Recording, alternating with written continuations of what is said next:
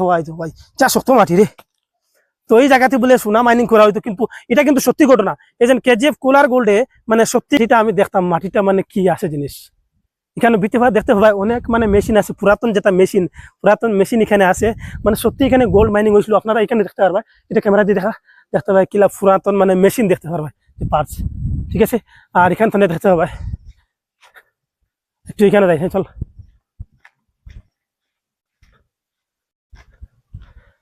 এখানে মাটিগু মানে বহুত হার্ড মাটি নাই দেখতে কিলা লাগে এখানে। ঠিক যখন দিছে তখন আই যাই অথানো তো যাই লাগু তো নর্মাল মাটি বল, হার্ড মাটি রে ভাই। হ্যাঁ সেই মাটি রে, সেই মাটি কেন বলে গোল্ড, এখানে বলে সোনা হওয়া হয়তো ভাই যা শক্ত মাটি রে।